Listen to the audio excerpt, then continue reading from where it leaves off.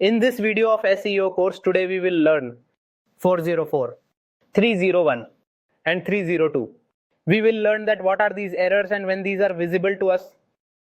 So first we will talk about the 404 error.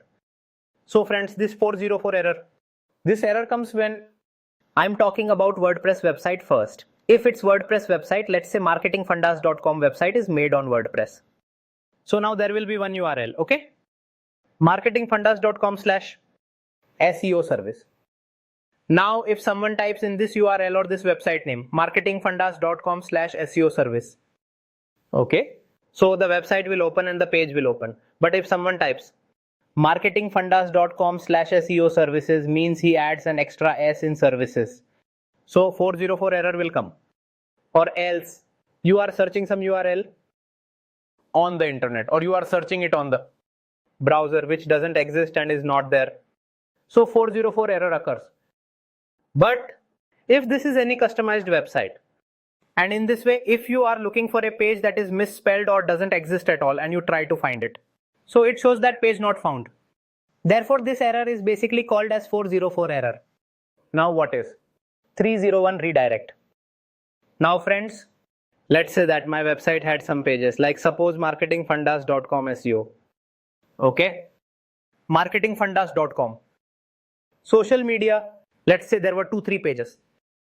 Now I had already done their SEO, they were ranking. Now due to some reason, I had to change these pages or I had to change the URL of these pages. Now the URL became marketingfundas.com/SEO service and social media optimization for social media. Now I want that friends, the rank I was getting before shouldn't go down when I change the pages or the URL.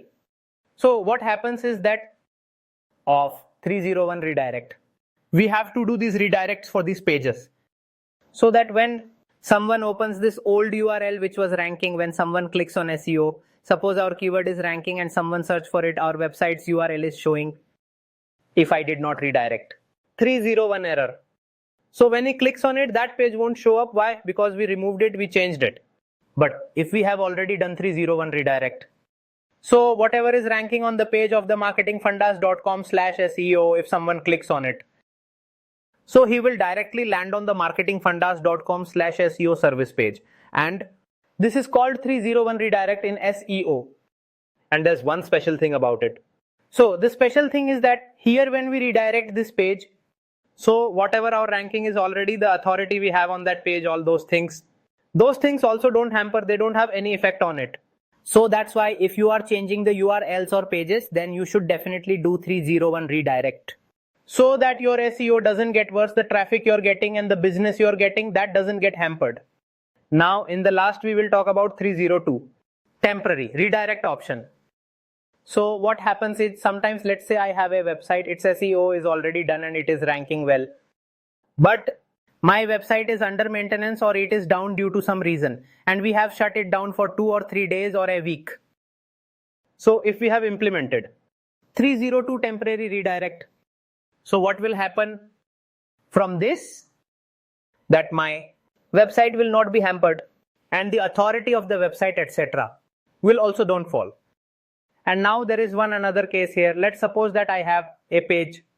We've page on the website for offers where we bring new offer every week. It's also ranking well on Google. Everything about it is good. There we have applied 302 redirect, a temporary redirect. Now what? There was no offer for a week. After a week, another offer will come. So until then, there we have applied the option 302 redirect. So friends, there's another benefit from this, that our authority and our ranking remains the same. It does not get hampered. But this is done on a temporary basis for a few days or for a short time period. This is not permanent.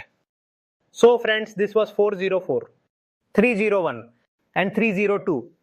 So within SEO, what do these mean? What are the benefits? All of this should be clear to you by now.